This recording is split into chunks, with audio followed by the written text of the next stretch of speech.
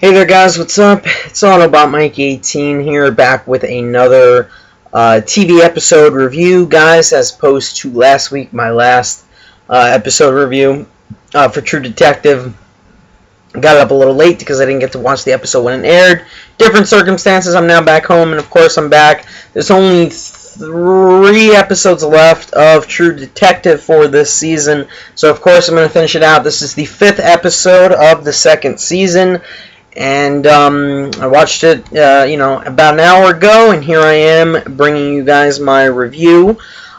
This episode is entitled, is Season 2, Episode 5, Other Lives.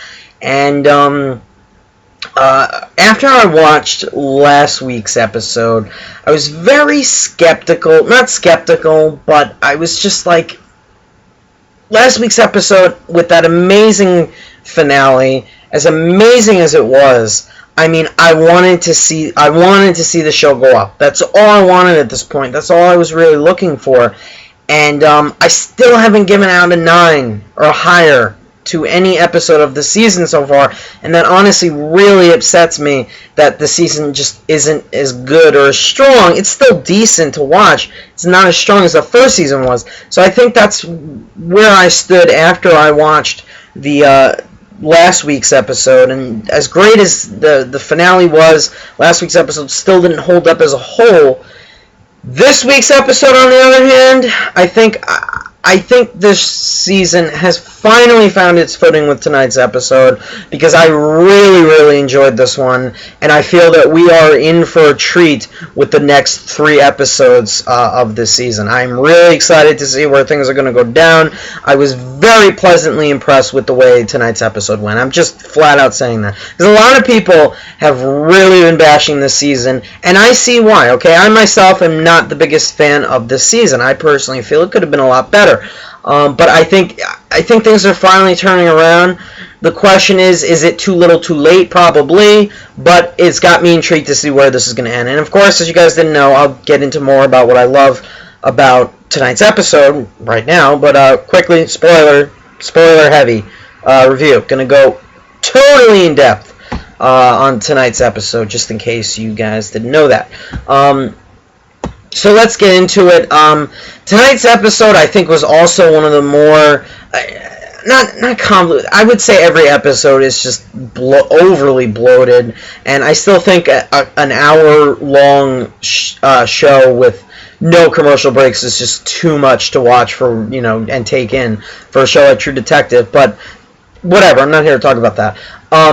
A lot happened in tonight's episode. So again, I'm going to break it down, as usual, by characters. Now, one of the most intriguing things, and this is as a whole for all of our characters, one of the most intriguing things about tonight's episode was the fact that it takes place 66 days after the shootout in Vinci. The shootout that left the 3 lone survivors of Paul, Annie, and Ray. Everybody's dead. Everybody that was involved in that shootout is dead. The cops, Dixon, everybody is just, it didn't end well. And I just love, a part of me didn't want it to fast forward that much, even though, it's kind of what the first season did, even though it was edited in a different way.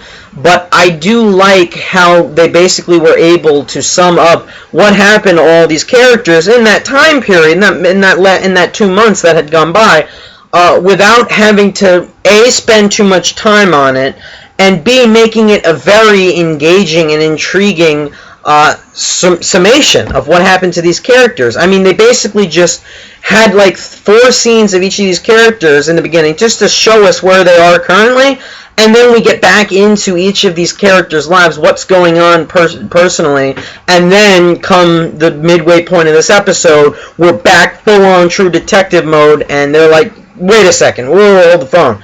This case is not done. That Mexican guy did not kill Caspere, and I'd say one of the only gripes I'd had to have about this episode was the fact that they all bought it so easily that the Mexican guy killed Caspere. I mean, yeah, the evidence pointed to him being the murderer. They said in the episode they found his prints and blah blah blah after they killed him or whatever in the shootout.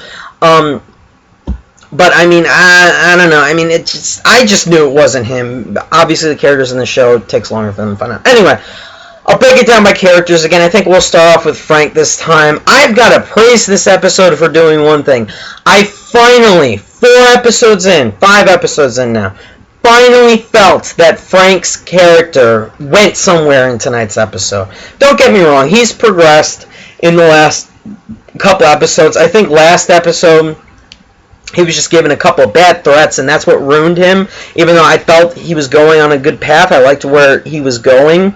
His character's journey.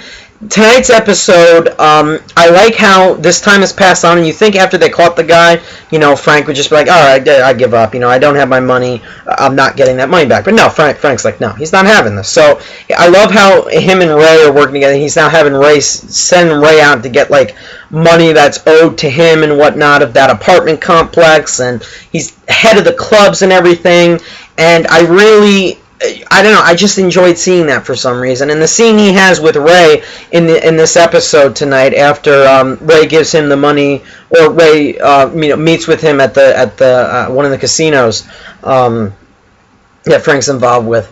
I like seeing that he's like one of the Ray is just like done with all of this. Like Valcoro's just like, no, I mean, this case is done. Frank is like, do you really think the Mexicans killed Caspere? He still knows his money's out there. He's not pleased with it by the least bit, and I just really, I don't know. I honestly didn't expect that. Now I should have thought differently. I should have thought, yeah, he's still going to be on the quest for his money. He still believes that this case is not done.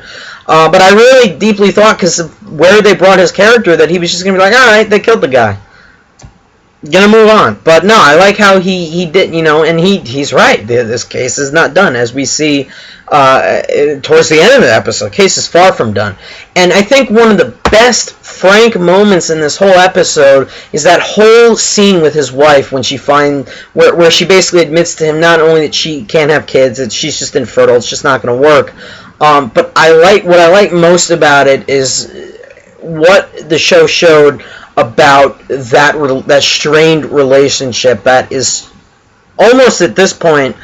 At one point in this episode, it looked like it was just like there was no saving it. It looked like they have two different viewpoints about things, and she's displeased in how he's currently making money, but he says it. He had a couple good lines in that scene as well. We're surviving here. I need to secretly sell drugs in my club, Lux, because, I need money. I lost $15 million. I need this money. Okay, so I really like where they went with that. I like that whole scene between them, and she admits to him that you're pregnant, that she can't get pregnant, and I absolutely love the comparison she made, because in the last episode we all said, after he said the thing about adopting, it's just someone else's problems. I love how she made the connection between that and the fact that he himself was adopted. Now, I didn't know that until tonight's episode, but I thought that was interesting, and it really shows like what kind of person Frank is. That rough childhood he had, maybe that's stopping him from leaning towards adoption. Feels that the path maybe he's not pleased with the path he went down. He even admits it in this episode. His wife refers to the fact that people call him a gangster, and he's like, I didn't want that. I worked my ass off for it. I forget. Hold on, I have the quote here written down. He took it. I really like that whole scene between the two of them. And it shows where they stand, and although they make nice together by the end of the episode, I was like, okay, they just had that heated exchange, but whatever. That was okay. And I also forgot to mention they moved into a new house, sold their old house, which was smart, because did they really need that big house? They even admitted in this episode. Anyway, so I don't know. I just bought into it. I see Frank 66 days after the shootout, still in charge of running the what do you call it? Running the casinos, running the apartment complex, running the club. You know, I see it. I see that's how he's making his money. Secretly, he's just doing this. He's got to put bread on the table, food on the table. But deep down, he knows this ain't done, and I just really like that. And there's this whole other thing between him and Valcoro. Their relationship is just like done by the end of tonight's episode. I'll get into that later. But I finally gave a shit about Frank in this episode. Not saying I didn't earlier. I just feel that his character was the best handled tonight. Still the weakest storyline of all three because of what's currently going on with Paul right now is just unbelievable, and I really like where they have taken this character. But even the things that are going on with Ray and Annie are more interesting, and as they always have been. I mean, Frank is still the weakest character in this show, in my opinion, but I finally just said, yes, I like what they did with his character tonight. That being said, let's get into Paul. Let's see where he has been since in the last 66 days since the shootout. He is no longer working with the Force. He's doing oh man, I can't remember. Not tax evasions. Not infrastructure. Something with an IN. I wrote it down. Insurance fraud. There we go. He's working insurance fraud, and he is just itching to get back out on the Force. He's just like, he doesn't. You could tell with Taylor Kitsch's just like stoic face, even though that's always Taylor Kitsch. He's not pleased at all with his current position. In the beginning, he's still trying to put this whole thing with that girl who claims that she gave him a blowjob. He forced her to give her a blowjob, him a blowjob. I like how he's like, they're trying to put that whole storyline to bed. That's still in his life. He can't get rid of it. But the most fascinating scene, his scene in this episode, not only the dinner scene between him, his fiancée, Emily, and her mother, which is just perfectly shows what he's currently feeling right now. I love that dinner scene so much. He does not say like 2 words in that entire scene. He is so displeased with the life he has to live and the lie he is living, and the fact that he is just not happy as this person that he's pretending to be, essentially. He's not a straight man. Deep down, he has feelings for men, and that just breaks him, and that's making him feel even worse because he doesn't feel like he should feel. And he's with his wife, his fiancée, having a kid with her, even though he isn't sexually interested in women. And it's just a damn tragedy. His fiancée's mother has no idea what he's going through, just talking over him, and he is just so displeased. I love that scene, but the scene that sold it for me, and I swear, Taylor Kitsch should get some Emmy consideration for this scene. He was great in the scene with him and his mother. Because not only does he have to tell his mother that he got a girl pregnant and they're getting married, blah, blah, blah. But the fact that he loses it for her spending his secret stash of money, there's like $20,000 that she spent of his. That's all great, but what really won me over, not only is he just like completely desperate now, he has no essential cash, and it's interesting to see his character with this vulnerability now, on top of the fact that he doesn't feel, like he should feel. But the most interesting thing, and we saw that he had an odd relationship with his mother, I think in the third episode, I don't remember, but when she just admits that she had him while she was in the middle of, I think she was a pole dancer, and that how she admits that he ruined her career, just that whole strained relationship is just such a fierce scene, and that's a mother and son relationship. The way he's just yelling at her, it is just such a perfect scene. It's such a just completely failed mother and son relationship, and I think he was fantastic in the scene, and I think the actress playing the mother, was also very, very good as well. I really like that. And then this is probably one of the best scenes of the whole episode. To lay the icing, to put the icing on the cake, she brings up his sexual orientation, and that sets him off. And then when he leaves and we hold on the shot on her looking out the door, and she's just like, Paulie, and she's upset. She's dissatisfied with herself, with the fight she just had with him, and the fact that he just storms off. She's upset. But that scene was perfect. Perfect performances. Really, really, really good scene, in my opinion. As far as Paul's other scenes goes, I'm going to tie him into the rest of the story when I get into what's going on with the case being reopened. Because, as I said, the case was put to bed right after the shootout, which was recorded as one of the most violent shootouts in, I think, the history of LA or something like that. But the next character I'm going to get into right now is Annie, and I think she has one cool scene where she's at that sexual harassment group.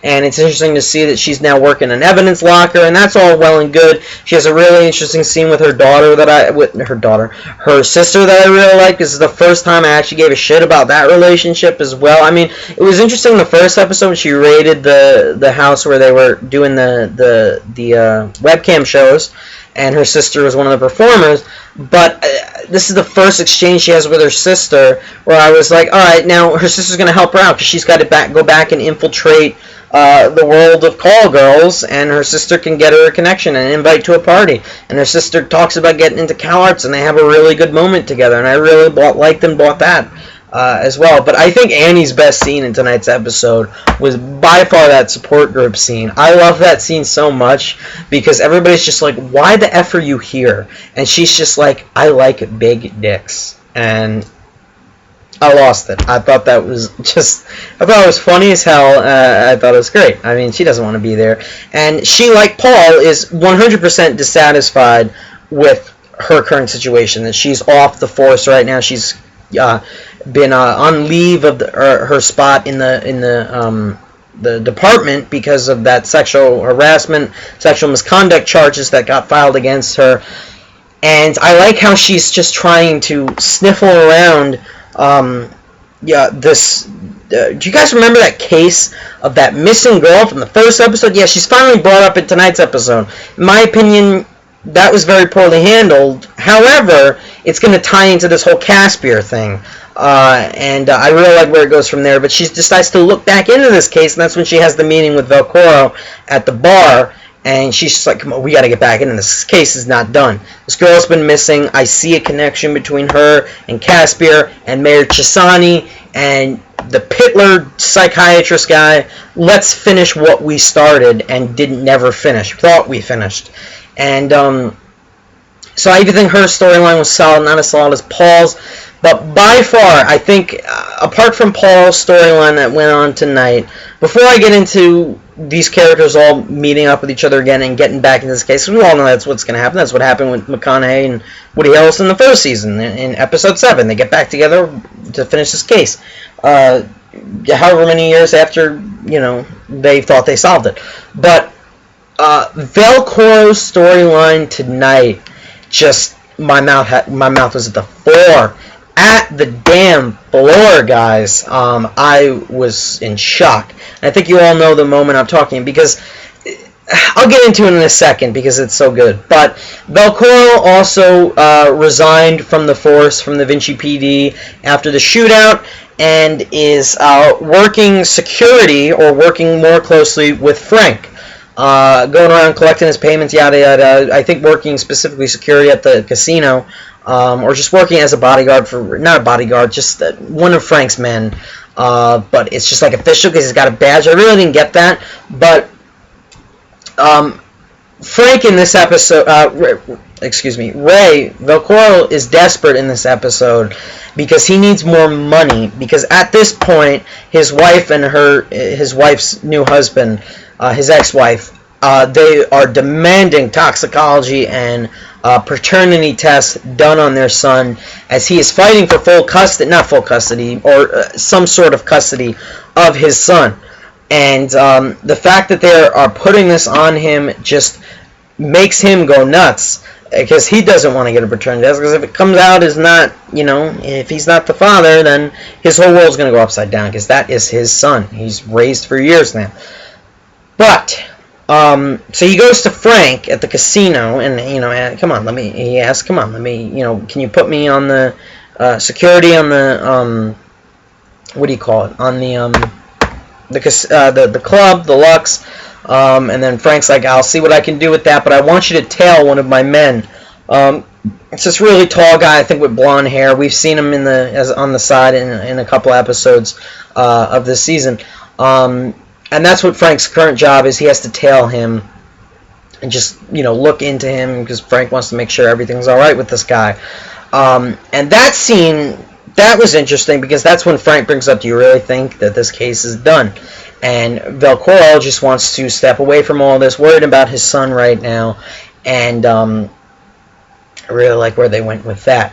And I think that the scene where I'm just like, all right, I think maybe, this team's going to get back, because at this point I don't know if they're going to try to put this case back together. But when him and Annie meet at the bar, where him and Frank usually meet, that's where I'm like, all right, things are going to get good. Not only does the song from the trailer, the Season 2 trailer, start playing, Only Thing Worth Fighting For by Lara Lynn, who's been singing all those songs in the bar this whole season, start playing, and I love that song to death. But this is the point where Annie brings up to him, listen, I looked into this missing girl case right around when Caspere first got killed. I got these photographs of these blue diamonds here. What the hell are we going to do? I got photographs of her with Caspere at a party, her with a senator at a party, a bunch of girls surrounding them. Let's look back into this case. This case is not done yet. And this is where it starts to get interesting, but Ray's just like, nah, I'm going to step away from this. Then they meet with that chick who played the detective in Nightcrawler. I think she's working with the state. I keep forgetting her role, and that's one of my biggest problems with this show. A lot of the police characters are so interchangeable. I don't remember all their roles. But she meets with Ray, Annie, and Paul and tells them, listen, we're going to confidentially open this case back up. Vinci's not going to know about it. State's not going to know about it. Annie's on vacation right now, so she can take the time to work on this. Paul just wants to kill himself because he doesn't want to work insurance fraud, and they need Ray, and Ray's just hesitant. He doesn't want to get involved with this. But when she brings up the fact that they can help him with this issue with his son, they can give him money he needs if he goes back and confidentially works on this case, that's when he's like, all right, I'll do it. And I really like that as well. It shows how much he's dedicated to his son, and that's the two characters we opened up in when this season started. Them in the car, and although they have a strained relationship, that is his son, and I like that. Colin Farrell was great in this episode, as he has been the whole season, but his reaction to that officer's news. Oh my word. We find out in tonight's episode something we thought was just a fact this entire season. The fact that Frank helped Ray find the guy who raped his wife. As we all know, his wife was sexually assaulted early on. Ray went to Frank. Frank gave him the name and info of a guy. And Ray went after this guy and supposedly killed him, who he believed raped his wife, according to Frank. Frank gave him this information. He got the wrong guy, because this detective woman, whatever her role is, reveals to Colin Farrell that a couple weeks ago they caught the guy who raped his wife, and is probably going to get life in prison because he's a serial rapist. And Colin Farrell just freezes. And not only was I like, holy crap, he thought he got the right guy this whole time. Went and illegally and immorally, killed this guy. But then I'm like, wait a second. Frank told him this is the guy. And that started that whole relationship. Literally, Ray has been writing everything to Frank, meeting with him at that bar, telling him every single little dirty secret that he picks up on. The police are after Frank, not specifically, but if, something's going on with the whole Caspere case that was going on. Ray had been reporting to Frank everything that was going on because Frank needed help. He had lost his money, and their whole relationship was brought upon by Frank doing that favor for Ray, and it was a lie. Now, the question is, did Frank know that he gave Ray the wrong guy? We don't know. Probably did. Maybe he played Ray. Maybe he played Velcoro. Just to get him on his side. Maybe he needed a cop who, could work with him and give him information and do some of his dirty work for him. And I love it. My mouth dropped, not only because Colin Farrell was just like, what the fuck, but because, this is a game changer now for that relationship, which is by far one of the only aspects of Frank's character that I'm interested in. The fact that the two of them have that relationship together, and the fact that it's just now going to go to shit because Frank basically gave Ray the wrong person, purposely or not. I just can't wait to see where things are going to unfold from there. So the three Musketeers decide to get back into this case. The episode ends with Paul discovering that Dixon might have been involved with all this. That heavy guy who was that police officer, heavy guy that shot in the head in the shootout. He had come by a pawn shop right before they started searching Caspere's house or something, and had asked about a certain number of blue diamonds. These blue diamonds appeared in a photograph, and the pawn shop owner inadvertently tells Paul, "Yeah, this other cop came by right before you, months ago." And they find out Dixon was involved in some of this. Maybe he had a bigger role. I don't know.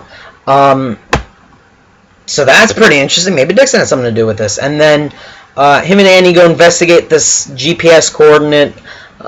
Someone might have been murdered. They're not entirely sure. And then one of Ray's best moments is where he goes to interrogate Dr. Pittler. And just kicks the crap out of him because they start investigating, and then he reveals that they're looking into that Pittler-Chesani-Caspere relationship because of that photo that Annie's father gave her.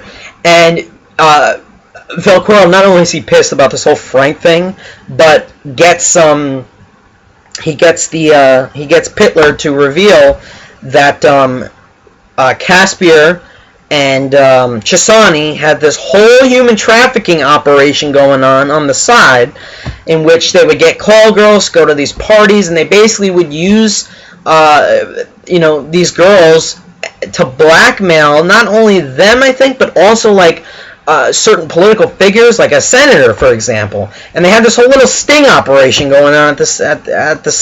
So Chesani, is involved in this. And a lot of people were said, oh, we all knew Chesani that had something to do with this from the second we meet his character. You feel something's off about him. I could agree. So now we know Chesani and Pittler, or maybe Pittler didn't kill him, maybe Chesani did, maybe one of Chesani's guys did, maybe that guy, that head of Frank's security, or whatever, that guy that Ray was tailing in this episode, maybe he had something to do with all this. Maybe he killed Caspere. I don't know. Maybe he was the pigeon guy who shot Velcoro. Maybe he's pissed off at Frank about something, and that's why he killed Caspere, to screw Frank over. I don't know. But I can tell you this, especially with the way this episode ended, where Ray shows up at Frank's new house, and it's just like, we need to talk. And it cuts to black. I love where this show is starting to go. The gears finally kicked in for me this week, guys. I was really, really pleased with tonight's episode. I'm going high with this one. The first time I am giving this episode a grade over 9. I'm giving tonight's episode, Other Lives, a solid 9.25 out of 10, or an A-. Best episode of the season so far. We are finally getting somewhere, okay? Last week's episode was pretty good, probably the second best episode of the season. This week's episode, I like what they did with these characters. I like how they didn't do what episode 1 did and spend too much time on these characters and not on the case, because we introduced what happened in these characters after the 6-month period, and then we cut right to the chase. They're trying to get back into this case. And I like where each character is going. I love the giant twist with Ray killing the wrong rapist. There's Taylor Kitsch had great moments tonight's episode. Annie had great moments. I even cared about Frank in this episode. Just a great episode. The tension's rising. The case is getting hotter now. They know they didn't finish what they set out to do, and I'm really pleased to see where this is going to go. I really want to see who killed Caspere, and I'm really getting into it. So, guys, those are my thoughts on tonight's episode of True Detective, Episode 5, Other Lives. What did you guys think of the episode? Let me know down below in the comments. Were you guys as pleased that the show finally picked up and just went above my expectations, because they weren't that high, and they just really impressed me. So there you have it, guys. Those are my thoughts on True Detective, the new episode. Let me know what you thought down below in the comments, and thank you guys, as always, so much for watching. I will see you in my next video.